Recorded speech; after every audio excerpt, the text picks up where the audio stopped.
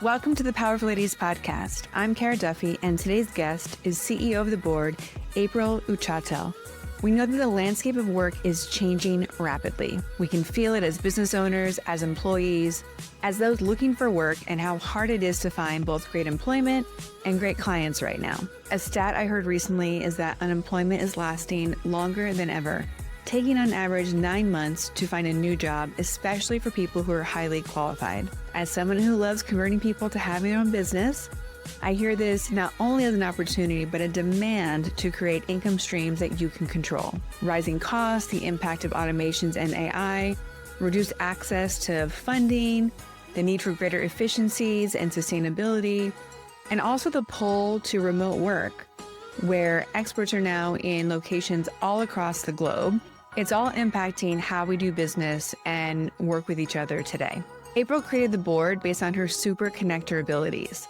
She saw for herself and her peers this gap between the support businesses needed to go to the next level and the talented experts that were hanging out in the consultancy spaces.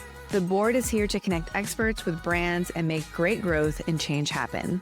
In this episode, we dive into it all and discuss the depth and breadth at which work culture is changing, why more roles are moving from employees to fractional contractors, why you must build a brand and business around your image to win in this environment, and why who knows you makes all the difference.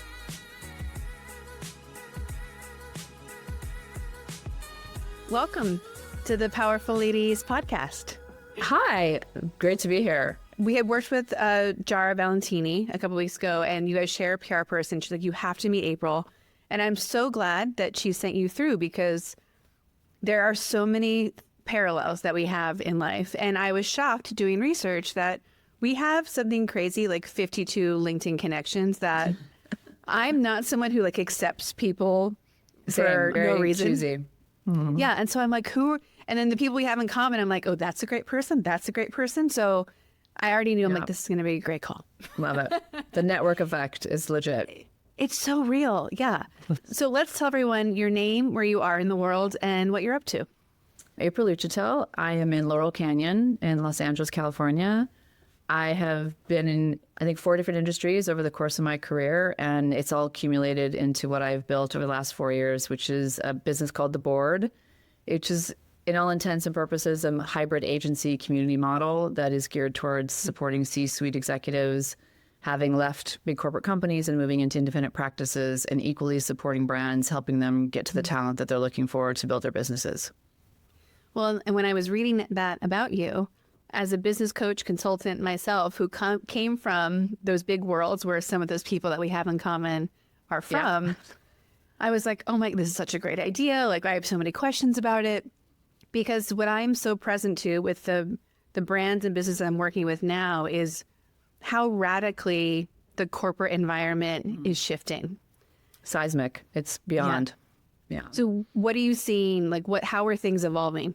It really, for me, the seeds of this were planted back in about 2013, 14, when I was in New York and I worked in tech, had been spent 25 years in fashion, and my role was a chief brand officer at a marketplace called Shop Spring, and I onboarded about 1,600 brands in the course of 3 years. And each meeting I would have, they would unload all their other problems to me because I had been in their shoes. And so I started back then just kind of connecting designers to designers and brands to brands and people who had already been through that, and just realized how gated and siloed everybody was building. And I started to bring community in. I'd host fireside chats. I'd bring in Rebecca Minkoff and Ula Johnson to hear from Jeff Rader from Harry's about D2C. And then when I got to LA, I was the CEO of Violet Grey, and there was another 135 brands hitting me up for a president or a formulator or introduction here and there. And so slowly started to realize kind of my superpower, but was really trying to figure like, how do I build Angie's List meets Tinder for brands was my first kind of thesis. And COVID was really the unlock when that pushed people to really reconsider, am I happy in the situation? Life is short. And all those things. And so it was really that first flood of talent into this pool. I call it fractional. People are confused by that. To me, what I really mean is like a fraction of the time for a fraction of the cost. And whether that comes in from an hourly advisory all the way to multiple months or even year-long projects. And so the idea really then took kind of fire because I now could connect people. Geography no longer mattered. Technology had changed everything. and really opened the door for a new way of thinking and working. And so my initial thesis was like, we'll be like stronger together. Let's just get 30 of us. And it kind of took on a life of its own. And all of a sudden I had like 70 people and I'm just like, what is this? What am I building? And wasn't really looking to set out to build an agency in the traditional sense. And my husband's a photographer. I know the agent talent relationship for years and it's fraught. And so that wasn't what I really wanted to build. But the real power was in the community and the idea of it's so hard to do it alone. And when you've been in a big group, kind of think corporate teams, and now it's you in your home office and you're hustling for opportunities, it's just a completely different mindset. And so helping people make that shift, but then equally collaborating and leaning into what we're seeing, sharing resources and opportunities it's just so obvious to me that it's the only way forward. And so I call it the board because it's representing your board of experts, meaning also when I was in that decision-making seat and all of a sudden I needed help that I didn't have inside on my team, when you do look outside, you tend to call your friends and say, hey, do you know a good product developer? Do you know a good XYZ? And I really wanted the board to be that trusted first phone call as if you call a friend, and which is like going back to your initial how many solid connections we have. It just all started to build from like a great network and then that network effect. So I think about us like a dynamic ecosystem, and it's everyone we know, everything we know, where we're trying to get to, all being kind of dumped into the same pot. And then what can we recreate from that space, which is very different than how you were kind of raised to fight for your way in a corporate environment. And having pieced out of that myself, the exhaustion of the politics. Also, the industries are changing so quickly and it's no longer so static. And those hierarchied org teams, multiple layers, they don't serve the modern world. And so everyone right now, we're all kind of caught in that, like where it's been and where it's going. And so the more you're seeing and hearing from each other, as well as brands and what their pain points are and where founders are struggling or CEOs are struggling, and being able to kind of be the dot connector is really where I see my role. And I kind of just did that organically and then decided, can I build a business around this? And the answer is yes. Yeah. Yes. No, but I see it happening the same way in every industry. I was just interviewed a client who's also launching a beauty brand right now, who's also an actress. And even in the entertainment industry, the same thing is happening. This fractionalization of all the roles and everyone I call it like we're in side hustle culture to a level that we've never been. And so you're either I'm on a board over here, I'm advising over here, I'm starting a nonprofit, I'm consulting over here, I'm on my kids, whatever. And it's coming together. And I was this interim CEO at Onto Beauty, which was owned at the time by Naomi Watts. And we had this conversation all the time. And she's like, you no longer can just be an Academy Award-winning actress. No. Like you need to have a production company and a brand. And it's exhausting. But yet that's kind of the world where you're diversifying. And it's also, I think, we have a lot of interests. So we're not so one note in the way that we were raised to think of ourselves. And so that's what's been really amazing to kind of crack open in a great way, but also kind of layers of exhaustion that come with that too. Yes, it's so easy to say yes when the things are exciting as well. Like most people I know who are feeling burnt out aren't burnt out from jobs they hate anymore. Right. It's too many things I said yes to that were exciting. Yeah.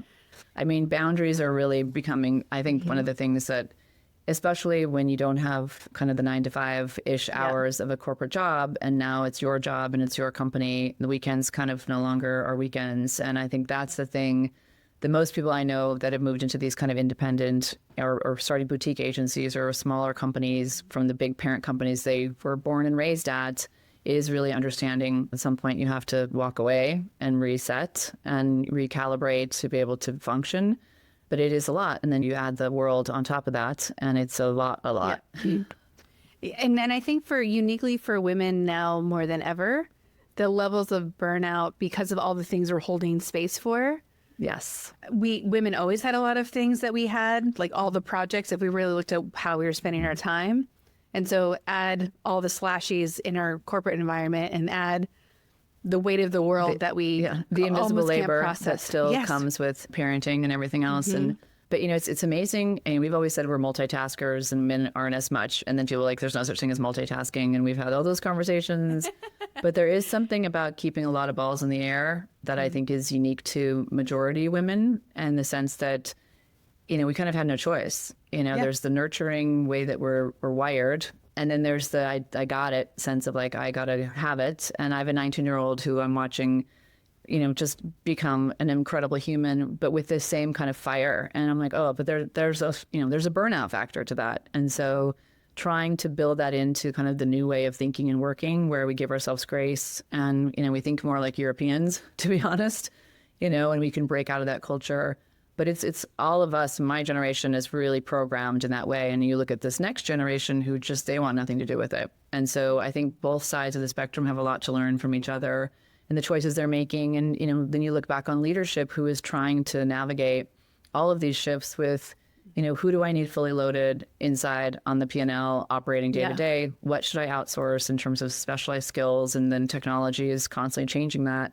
And then also adapt for the way people want to work. And it's a lot to kind of rewrap your head around. And so I've been talking to a lot of our members who have come from HR, gone into executive coaching or even recruiting, and what they're seeing on all sides. And what does a modern org look like in today's economy and environment? And then obviously you add lean teams, because AI can definitely pick up a lot of admin roles and add and more efficiencies.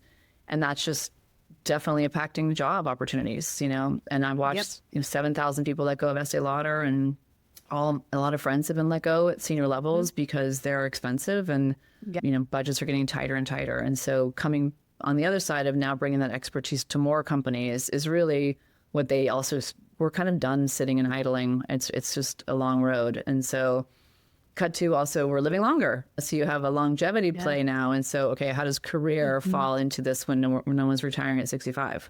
So it's a lot for us all to figure out. Well, and I know for a lot of people like myself and a lot of the clients I have who have gone off on their own to consult and have agencies, there's an interesting gap, because if I just use myself as an example, I spent 20 years talking about billion-dollar projects, $100 million projects, and being good at it.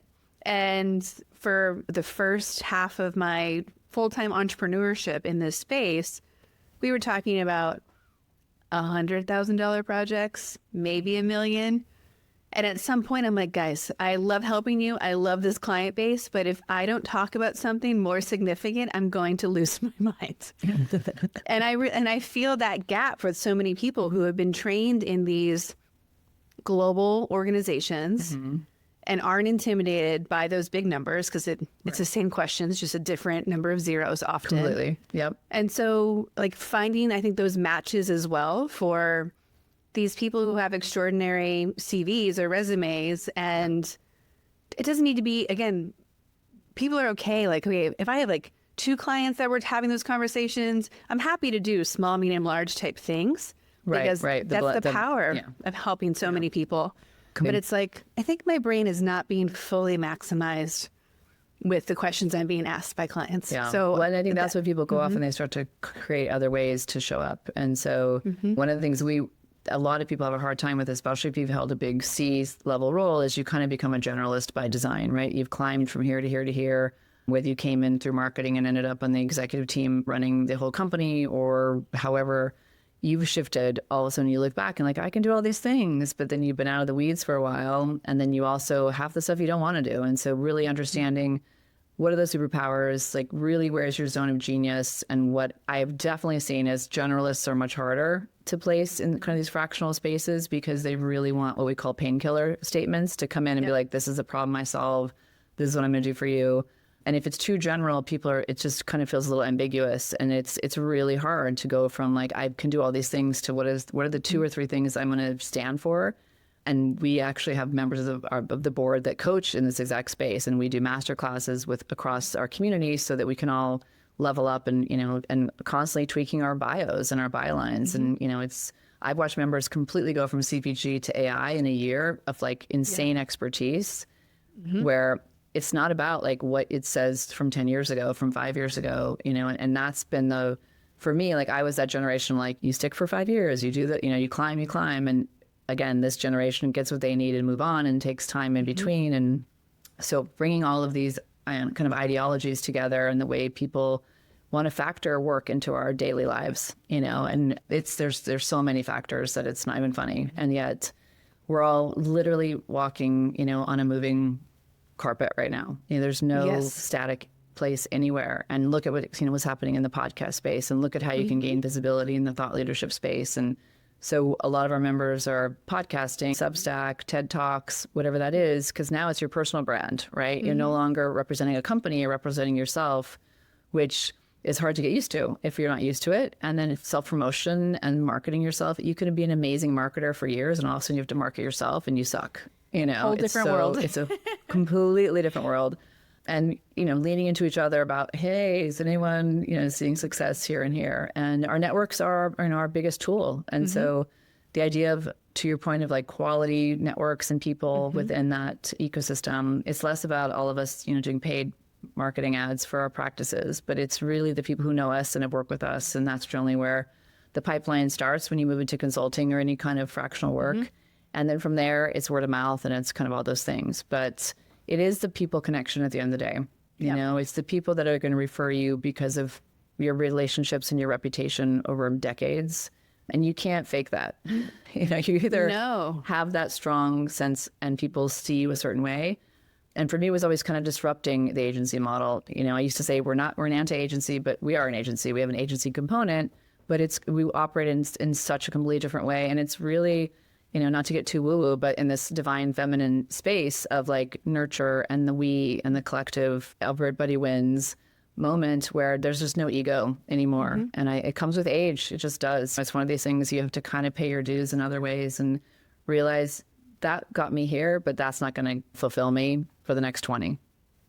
Well, and in the network sense, I've heard that most people today who have had professional careers bigger than 10 years, longer than 10 years, have about 3,000 contacts. And we're totally underusing them. We're not using, like I tell clients, when you launch a business, parents are so good at marketing. I mean, a birth announcement for your business. Tell us 1 month, like every month, give us the update. And we get so nervous to tell everyone we know. And I'm like, you never know who has that missing key, who has the next step. And to your point, it's not who you know, it's who knows you and what you're up to and what you need. Yeah. Because if we can't really make it simple, like humble and vulnerable to ask for help. I think this is a thing that we think we don't have to, we shouldn't need. But it's, again, we all know that the pendulum is swinging quickly back and forth, and we're all riding it in different ways. And so nobody can navigate this alone. And all of us, and which is what I love about the community side of the model, is it's really like, is anyone else seeing what I'm seeing? So we had a call today, we called it a collective exhale. And it's exactly that, because there's this moment, and one of our members was like, I've been angry all week. And we're like, oh, break that down. And she's like, clients doing this is happening, the world is doing this, and we're all human. And if we can't acknowledge the fact that there's a roller coaster that we're on with great days and big leaps forward and then the fall back, but it's, I think, more fulfilling than just a treadmill. And I've been on that treadmill for a while at different companies where I was just too scared to leave because of security and just kind of suffered through some politics and bad behavior of leaders that I was like, oh, it's a steady paycheck, And then again, I think with age, you realize like life is short. And if you're not constantly like learning and growing, you're missing out. And who knows what's around the corner? I mean, the industries are changing in front of our faces, and the types of jobs and the types of companies. And so if you're not actively out there connecting and talking and hearing and listening and sharing what you're seeing, it's just going to move really fast by you. And so that's daunting. But at the same time, I'm seeing such generosity, and especially in this community, and you can find it. And so I keep saying to everybody, like, if you're not in a community, join a community, start a community. It's just the thing that makes all the difference in how we can share intelligence and networks. Yeah. Well, the other things that are, of course, wreaking havoc across all industries have been the tariffs and also financial constraints of like not being able to get access to the funding that's needed when we need it at different points. How are you navigating this community through those two markers in particular? Yeah. I mean, a lot of our members have lost projects overnight. Like one of our members, like 3 were gone in 1 week because of the budgets and the impact on the supply chain. They couldn't afford to do the marketing campaigns that they were gearing up. Or another member I was talking to last week walked all the shows during Fashion Week at Coterie and whatnot, and talked to a lot of brands and heard how much they're struggling, especially now with what's happening in Canada. And some of those businesses are just going to disappear were drastically reduced overnight. And so we did grab one of our members who is a CFO, and he did a quick masterclass on, navigating the tariffs. And we did that live and just share that information out and about being nimble and not making any huge decisions in the short term, because we just don't know when the switches the other direction. But it's completely daunting. And so I see these are all reasons why teams are getting leaner and leaner. And then you realize, like, what do I need to outsource? Generally, you now have talent that you could never have afforded before. And they're coming in with so much expertise and experience, but also networks. And that's what I keep trying to remind people when they look at things by price. And there's something called values-based pricing, which is not about like how many hours it took you to do the work, right? You know this very well. What is it worth? And so that's really the conversation that we have on both sides. What is it worth it for you to do that project? What is it worth it for you to have that project done? And really try and match that where, again, people are at, because having someone fully loaded on the P&L with expenses and benefits and not knowing what's going to happen tomorrow is so terrifying. And you don't want to be, letting people go all the time and then hiring people back. And so it's an alternative solution for sure, but it allows you to be more nimble, which is where I think most people are trying to navigate. And then we kind of kumbaya, like, what are we seeing? Like, what's happening with supply chain? What's happening here? And then share resources across the board, which to me, the way I've always looked at working with someone on the board means you get them plus, 250 people they can tap at any time for an introduction, to workshop a challenge. And that's where we can bring kind of exponential impact than just kind of the one person's perspective. Especially when it's changing in front of us. When I was at Violet Grey, I was part of this group of women who all joined forces under Moj, who had BeautyCon, and we all had a weekly call and just like, what are you doing? Are you letting people go? Are you closing stores? Like, what's happening? And, unless you have those resources to talk to, which I can go back to community, it's hard to make some of these decisions on the fly by yourself in a vacuum. And so we hope to be a resource in all those ways. If we go back to 8-year-old you, would she have imagined that this is your life today? Oh my gosh, no. 8-year-old me was in Longmont, Colorado, and thinking I was definitely for sure going to work in some sort of fashion, I think. But I just didn't even have a sense of any of these industries and any of these places. It would have never occurred to me. I'd live in Los Angeles and New York and do all this stuff. But I always knew that I had drive. Like, I knew I could figure something out. And so didn't know what it was. I do remember literally, like, I could always kind of see the next year what I was going to do, what sports I was going to play, what teams I was going to be on, and whatever yearbook, drama, blah, blah, blah. And then when I started to get closer to high school graduation, I was like, oh my God, I'm just not seeing it anymore. It's just black. It's like a black screen. Like, I just thought I would have this inner compass that would send me on my way. And it was really kind of terrifying. Like, I kind of wanted to know what's coming next. And I think I talk to so many people now that are really terrified of, like, what is coming next? Like, what's around the corner and what's, no longer ever going to come back. And so it is the scary part. But fear-based decision-making is never the way to go. But yet we're all kind of in that space. And I go back to the 8-year-old person who just was, again, small town, not a lot of big dreams in the sense of, like, I see myself in New York and running fashion.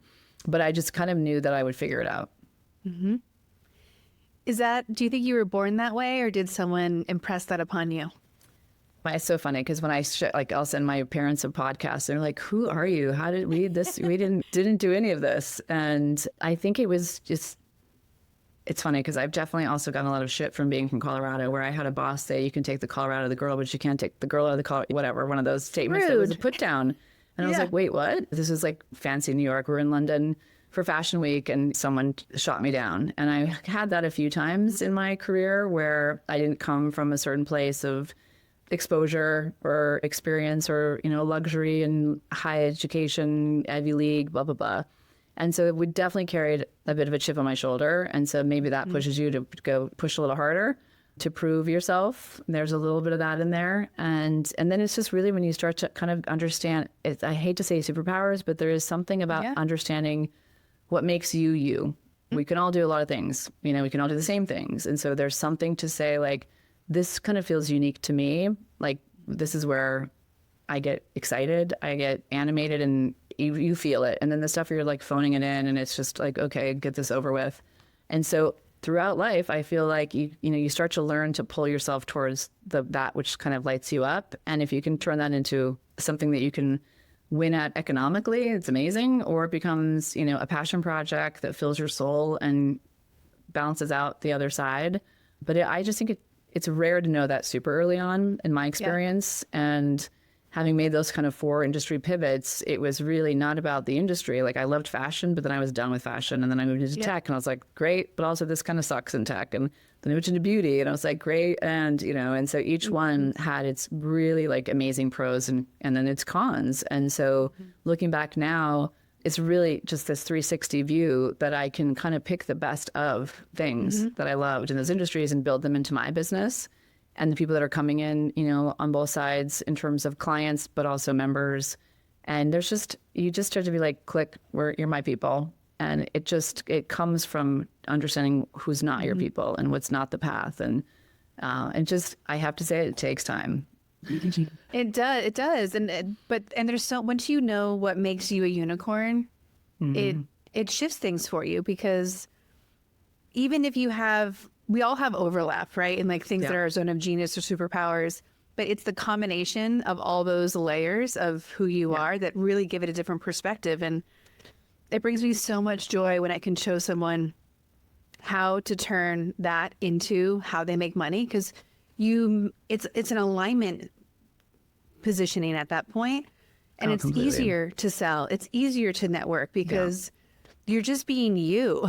Like you're doing things you would have done anyway. Like your business is a great example. You were already connecting people. They were already calling you. You're like, oh, would you pay me for this? Because I would love to just keep doing this. Well, and that's literally when I was back at Spring and I was like, my aunt just asked me, Tinder, how do I do it? And I was talking to someone in the company and she's like, okay, so it's really, just don't judge me, but I'm part of a brewers group. I'm like, you brew beer? And she's like, yes, me and my husband, we brew beer on the side. And we're all on it. I don't think this is even before Slack, but maybe it's a Slack channel. And everyone's like, what temperature do you keep this at? And she's like, and we're all just helping each other figure it out and sharing. And I was like, that's what brands need. Like brands need to be able to go in somewhere and say like, hey, this distributor versus this distributor. Hey, has anybody just ever done this? And everyone is kind of figuring out as they go, making very expensive mistakes, going down the wrong paths next door to someone who just did that. And that's what I saw from that 360. And I'm like, this seems so stupid that we can't fix this. But it requires buy-in. And that's what I really learned. So just saying we're all going to help each other. Everyone's like, sure, great, call if you need me.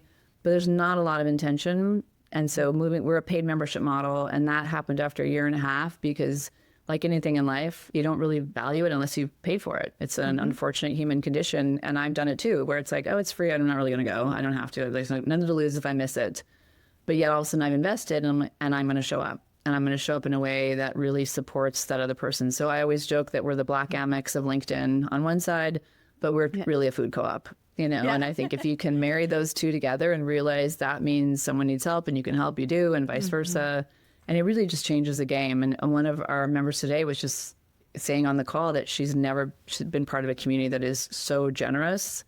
And to me, it was where can generosity and ambition live collectively and not be mutually exclusive, which comes back to the corporate infrastructure of climbing that is not about generosity. And there's a lot of people that are not. There's a lot of people that's like, that's my contact. Why would I give it to you? That's my relationship. And to me, that kind of scarcity mindset is so 2000, whatever, that now the only way forward is to like, again, pool resources, pool knowledge, and support each other in that process. It comes back tenfold. And so does. The short-sightedness of not seeing that, I feel bad for those people, to be honest. I think they're missing out. Well, and the energy that goes into the gatekeeping and the politics and the wasted time. It's like, I look at so many businesses about they having too many people, to your point before, having too many operational steps, having too many things they're focused on that have nothing to do with their mission or their customer or making incredible things. Yeah. I think that's also the freedom so many of us who have left the corporate spaces feel of how can you run multiple businesses in like the same time frame? Like, because we don't have any BS. Oh no, completely. You streamline. Yeah, I know it's like filler, and we're living in this land of just so much content and information. You can't even get through it, and yet everyone's writing another Substack, and everyone's like, there's just so much noise, and so again, you're like, okay, I have to self-curate my network, my content, the people I want to spend my time with. And so those relationships become more and more powerful, which is why over the course of a career, and what I'd say to everyone, like, you cannot burn any bridges. You never know where that person comes back around. And I'm always amazed when I reconnect with someone and they tell me, how I impacted their life at some point and vice versa. And we're really molding each other, right? In each conversation, you're like, oh my God, that was so smart. I'm going to start doing that now. And each one is just like, eat a little bit over. And there's something you're sharing clearly and generously, but a lot of times you're just listening and there's like, like an unlock happens and it shifts the way you think about your day potentially. Like I talk to people about boundaries all the time and they're like, I don't answer emails after this time. I don't get to my desk until this time. And I'm still learning that. Like I'm really, my husband's like, you have no ability to regulate yourself. Like this is a problem. And so I'm still learning how to regulate my time and to say, I can't take every phone call of everyone who wants to talk to me. And people DM me all the time on LinkedIn saying, hey, I'm thinking about going to consulting. Do you want to hop on a call? I'm like, I could just do that for a full-time job. Yeah. But yet I also really want to like be a resource. And so finding the right ways to do that that's where you can get creative. And that's where you can kind of think like, maybe there is an opportunity here, that keeps coming up that I'm not recognizing could be a thing. And so we've had members build workshops and courses into their practices because they're getting hit with the same thing over and over. And you start to realize, okay, this is a problem across, majority of companies at this stage, at this size, whether it's on the consulting and exec coaching side, people have moved in ways that are just guiding them around, again, their superpowers, but also it's what lights you up, right? I think if you're going to do it a lot and you're going to carve out time to do it, you have to feel the impact of it. And that's what I do love is realizing like, okay, that's a win-win-win. Like everybody wins here. Let's do it. The 4 values that are critical to everyone I'm working with is more fun, more freedom, more money, more impact. If we're not doing those 4 things, why are we doing it? Yeah. Yes. No, I think that's so genius. I'm going to steal that. Perfect. But it's true. It's like there's room for all of us, and the world actually needs all of us to be in that and giving our light, being in the zone of genius. Completely. The most frustrating thing I think about living today is that majority, if not all, of the problems and challenges we are facing, we have multiple solutions for. Yeah. So it's not a matter of we don't have options, or we don't have the think tank, we don't have the experience, intelligence. We do, and like tenfold in most situations. We're just not having the ability or freedom to bring the right people together, to your point, or to implement it for whatever policy reasons. Yeah. But we have plenty of solutions. And the noise part, boundaries and what to pay attention to come up all the time with the different businesses I'm working with, because if you're on Instagram or TikTok for 5 minutes, you start having a panic attack that you're doing your business wrong. Yeah. And I'm like, most of it you don't need, either your size, your phase, it doesn't align with you. Like, I'm telling people to delete social media all the time. Yeah. Well, we're even having that conversation right now at the board where we put out a lot of content, and one of our members just is coming on as my COO, and she was at Apple, and she's like, we do way too much content. Like, what are we doing here? And I'm like, to me, I've had my way of thinking about it, and she's reframing things for me. And that's how we evolve. And I tell every member, we're going to be probably different in 6 months than we are now. So it's just the new world. And we tried TikTok for a minute. I'm like, well, it's hard to say be on TikTok and we're not on TikTok. So we created this whole thought leadership program through TikTok, which then I'm just like, this is exhausting. And are people even there? And we tried it, and we've been doing LinkedIn and different, now we have a Substack.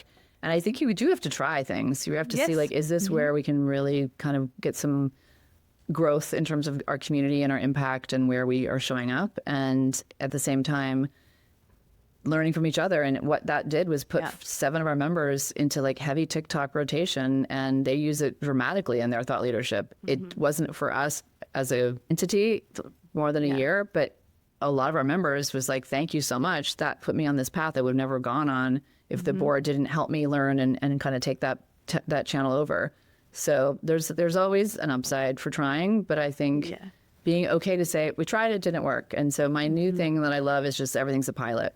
And once you like take the pressure off of having to nail it and kill it like day one, pilot makes it be like, we're trying, it's going to evolve. We're not sure it's going to work. We think it's got, this kind of an opportunity, but now everyone's in it to learn and they're not in it to judge. We were wrong or we did it wrong or we should have and we could have. And it's taking that stuff off the conversation that adds the pressure that makes you maybe not try it.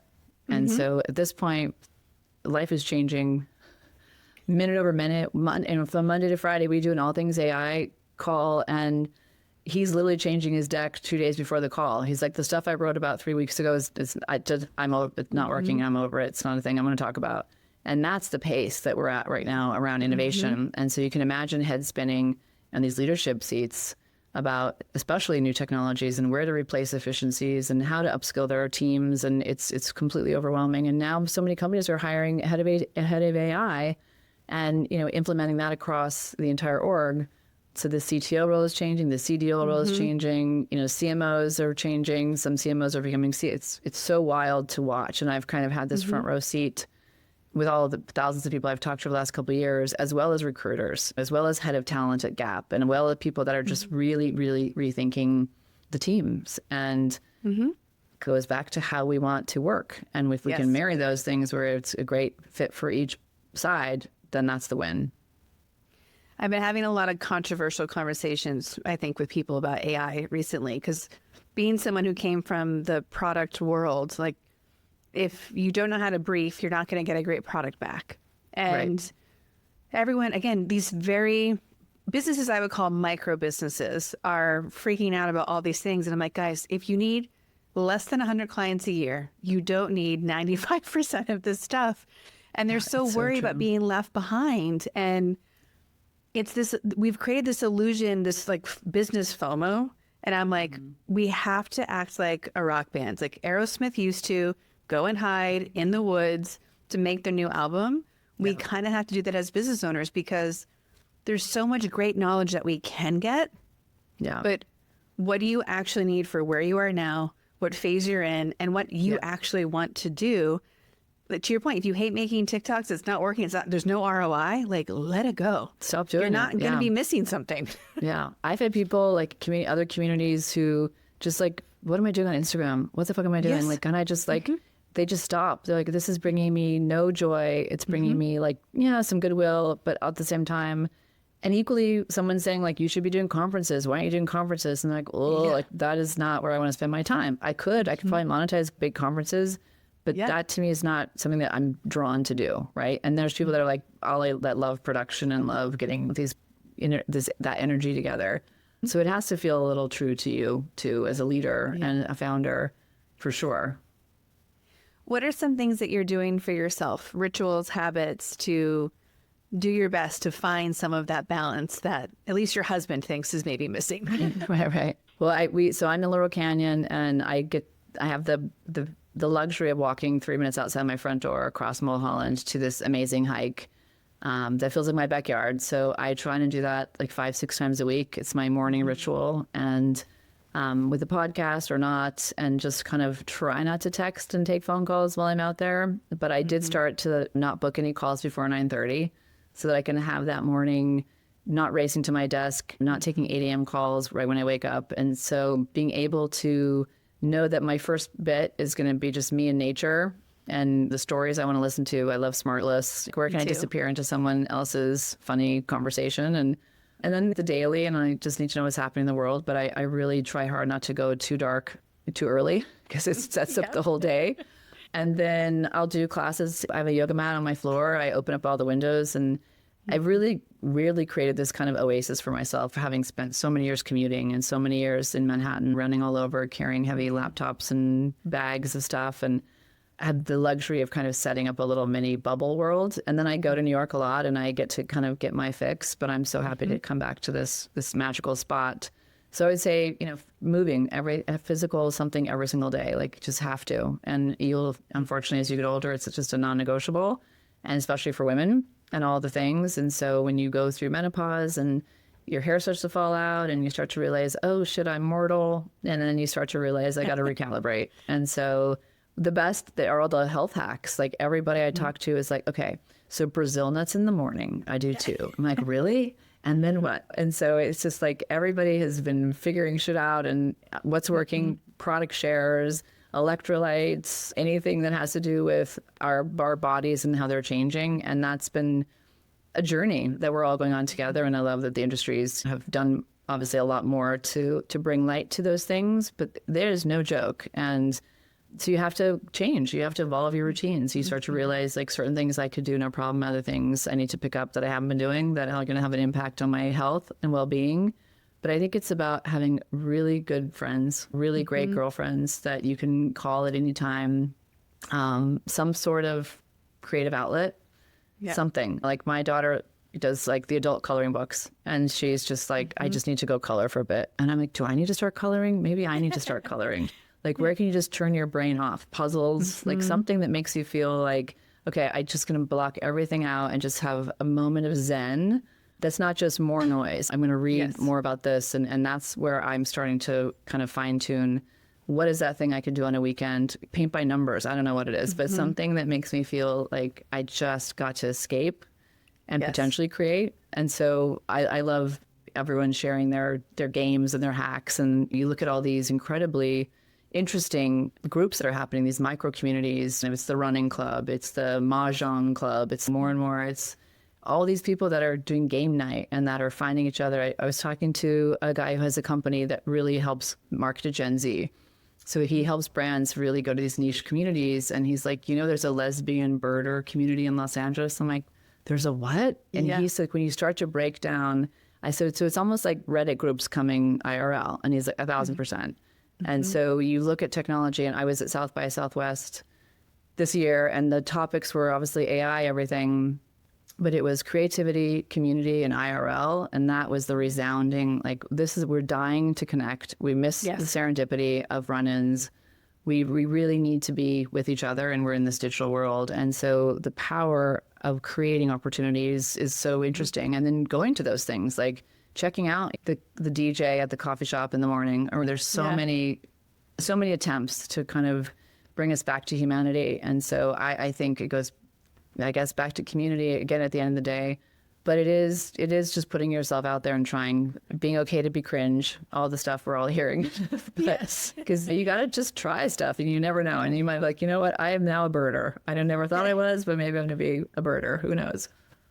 There is a community and a niche for everyone if you choose to look for it. And I tend to collect, partly to prove my clients that anything is possible. When people launch a business in these niche areas, there's someone who's making, I think it's like early 7-figure business, doing dog birthday parties in LA. Yeah. Oh, yeah. Oh, my God. Completely. So anything is possible. Like, we need to throw away all the limitations. If nothing this year is confirming that the more Delulu you are, the more things go the way you want them to. So, well, and also to stop thinking like, what's the exit strategy? I'm like, why is there a fucking exit strategy to everything? How about just like enjoying what I'm doing and being able to pay for my life? Like, I think that's a good exit strategy. But it's really, and I watched it for sure, in fashion and beauty, and then I was in tech, and everything is about how much are you raising? It's our Series B. It's our Series, like, we're exiting. We're like a multiple. And I'm like, what about people that just have like a solid business that they love, that is feeding their soul, and they're paying their mortgage and bringing them joy? And somehow we got away from that as a goal. And I don't know how that happened, but when you do look at these companies that are just like, I'm good, like, I got it. I'm good. I don't have this, like, I got to get 200 million by this date. And I think that's the stress that came from the technology boom in the startup world, and that move fast and break shit mentality, the WeWork world. And I was in it in startups. So when we were at Spring, we raised 157 million. It was a crazy ride. And we went from like 4 of us in a WeWork to like multiple offices and the whole beer and ping pong tables and like you name it. And then watched it kind of implode on the other side. And you start to realize that there's a reason these things aren't sustainable and scalable. And there's a lot of smoke and mirrors that go to just looking at buying customers and selling companies. And as we're getting more back to profitability and things are kind of normalizing and making that space much more challenging, you're forced to bootstrap. You're forced to like friends and family. You're forced to think about like, how do I have this idea, I have this thing. And so kind of going back to what we were saying is like these ability for this level of talent to have enough of those, like, hey, this is the one I support. This is the one I advise. This is where I'm getting paid really as a contractor. this is the thing I'm building. We have people that have left big jobs or starting whole new companies in different other areas. And they need to come to the other members and be like, okay, guys, like, has anyone done this exact thing I'm about to do? And so, but it goes back to what's driving you, what motivates you, what's the legacy you want to have. And again, I keep going back to mortality because it comes down to legacy and impact. And you start to really look back, not just like what companies have I worked at and what titles have I had, but where have I really shown up, and where have I really affected outcomes, whether it's someone's personal outcome, a company's financial outcome, whatever that is. And I think we all probably judge ourselves differently. But for me, it's just like, funny enough, when I was it was probably kindergarten. I remember we had to do this exercise where you had to draw your headstone, like a full-size headstone. And then you wrote like, here lies April, she was, and you had to fill in the blank. And I wrote nice. And so to me, it was just like, and weirdly, like that's still what motivates me. Like I kind of want that headstone. I want that headstone when I die. Like she was nice. Like she was great. We loved April. Versus like, oh my God, she built the biggest blah, blah, blah. It's like, what's that human connection that draws people to you, right? And that you want to spend time with and you want to learn from and you want to collaborate with. And we're just getting further away from it in this really divided world. And so you start to prioritize your people and your focus. And hopefully if you can monetize that impact, great. If that's your side hustle, great. If it's a nonprofit that you dedicate your time to. But there is something to me where if you didn't come from a family that was like, we're in service, like service is a part of our upbringing. Like we give time back, we do community service, we realize that this is how communities succeed. You kind of carve it out for yourself later when you watch your community in trouble, when we see the things going around us. And so my hope is the worse it gets, the more people step up is what I have to hope, because otherwise we're really screwed. But I think we have to lean into the humanity now more than ever, and really where we can support each other on this journey, and the companies that are building really cool things for the world. Who do you want to give your talent to? I think the idea of having choice, where I don't really need to help another celebrity sell skincare. You know what I mean? Like there's plenty. Someone else can do that. But I think where we can have impact is the people that we see kind of moving the needle. So whatever your personal values are, if you can carry that into business, it's amazing. Agree. As we are wrapping up today, I have a few kind of rapid fire questions. Okay. The first, we ask everyone, where do you put yourself on the powerful lady scale? If 0 is average everyday human and 10 is the most powerful lady you can imagine, where would you rank yourself today and on an average day? I think I'm a solid 8. It's also kind of my lucky number, my birthday. Perfect. So I feel sold on that number. Definitely trying to move the needle up, but I think an average day, I think I bring it. I think I'm kind of a solid 8 all the time. I think when I go for the 10, there's a big depletion that happens. And so I'm here for the long game. And so I look at where and how do I ramp up, and can I maintain this kind of intensity? And I feel like 8 is a good number to be able to like be at the top of the scale, but not on the burnout scale. More days at 8 is better than a roller coaster between 1 and 10. Yes. Completely. When you hear the words powerful and ladies, do their definitions change when those words are put next to each other? And how would you define a powerful lady? I think the powerful part is really what you're driving towards and who you're bringing along with you. And then the lady part to me is like, can you do it with grace? And can you do it with humility? And can you do it with integrity? And to me, that powerful lady, that mode to me is very desirable, right? Someone who is a dragon in a way of like, I got you, let's go, and can have the fire to get there, but also do it in the space that is very accessible and approachable and kind. And I think that's a great combination. This is a very connected, powerful, likes to pay it forward and help community. What is something on your to-do list, wish list, manifest list that you either are asking for someone to kind of give a solution to and help make happen, or even just hold space for you? I think about what I've kind of built single-handedly for the most part for the last couple of years, and now I'm inviting amazing people to come and take pieces and help me take it further. And so that's been a gift, and I didn't see that I'm just so proud that I attracted these type of people that are like, I'm in, how can I help? And so doing that on a larger scale and having that impact, the other day I was like, okay, I can't change the lives of everybody, but maybe for 250 people, I can have an impact. And so it's like, where can we go with that in terms of our philosophy and really doing this in a new way and scale, but not scale in the traditional sense, but have greater reach, and without like, let's productize everything. And it's finding the right balance between those two things, where the spirit of what we're building and the human connection, and it's really kind of a white glove business. And so how can I get that out to more people and in a way that it doesn't lose its impact is my goal. And where does technology come in for what I'm building? And so we've been playing in that space too. And we're fortunate to work and talk to a lot of emerging tech companies and have some really interesting conversations going with how that can manifest. And so I'm super excited to see what comes of that just helps with some of the day-to-day stuff. As we all know, it takes time and allows me and us to get into the places that we really want to. But I also think partnerships, strategic partnerships. I would love to partner with a lot of VC, private equity, to really help them help their portfolio companies. And so that would be my big ask, is on the strategic partnership side. And it generally comes from our networks, really. Yep. It's really these warm relationships that already know us or know some of us and understand where we come from and how we've worked, and just kind of putting the structure around that. But I really see this complete like symbiotic relationship and kind of moving into that space. Love it. So if you know anybody, let me know. Always. I think like you, one of my superpowers is connector. So we started having lists of, okay, here's graphic designers and websites and marketing and CPAs. And now I'm referring therapists and PT people and nannies. Like it just keeps completely. It just keeps going. It's really, it's like, I need a Wikipedia writer. Does anyone have a divorce lawyer? I'm like, yes. Yeah. Exactly.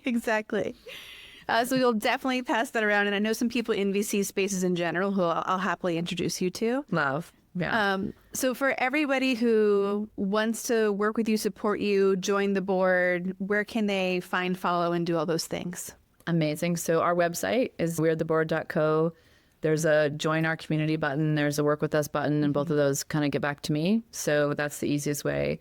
And then it'd be great to follow along. We're on Instagram, LinkedIn, a Substack, and really encourage conversation. So if anything strikes you, we have a lot of incredible humans sharing very of the moment thoughts and experiences that I think there's a lot we can be unpacking even more. And so really want to start more two-way conversations and never want to be the talking heads that are just like, oh, look how great, look how smart, look what we think. Ugh. It's just like, holy shit, this is happening. This is what we're seeing. What are you guys seeing? And taking that outside the board, where you see so much more vulnerability on LinkedIn now than you ever did. You still see a ton of ChatGPT thought leadership, but it's kind of where are those people when someone does tell a story? Like those are the ones on our side that get so much engagement, when someone is willing to basically say, this is hard, or this happened to me, or I'm coming back from this experience. And it's just more of that. And normalizing, we just did a Piping Hot, which is our live series we do on LinkedIn with two of our members who were coaches. And the topic was no longer having shame around those career gaps. And it was such an amazing conversation. And some of those gaps are forced on you, other ones you choose, and all those things end up somehow telling your story. And we, especially in America, come from a place of that's a massive negative, and yet it's not in so many ways. And so it was a really great conversation, and it opened up a lot of feedback in terms of the minute people wanted to quickly tell the story of what happened to them. And to me, that's everything, is that dialogue. Well, as a guest doing my research about you, this has been such an inspiring conversation for me. I am lit up and excited to go into the rest of my Friday and weekend. And I'm thinking of so many things like, I should, email connect April, blah, blah, blah. So prepare your inbox for the onslaught from me. I love it. And same, whatever I can do for you. I think that this is the world order as it should be. I'm so grateful, and thank you for the airtime. Of course. Thanks for listening to the Powerful Ladies podcast. If you enjoyed this conversation, please subscribe, leave us a review, or share it with a friend. Head to thepowerfulladies.com, where you can find all the links to connect with today's guest, show notes, discover episodes, enjoy bonus content, and more. We'll be back next week with a brand new episode and new amazing guest. Make sure you're following us on Instagram or Substack at Powerful Ladies to get the first preview of next week's episode. You can find me and all my socials at caraduffy.com. This is a Powerful Ladies production produced by Jordan Duffy and Amanda Cass. Until then, I hope you're taking on being powerful in your life. Go be awesome and up to something you love.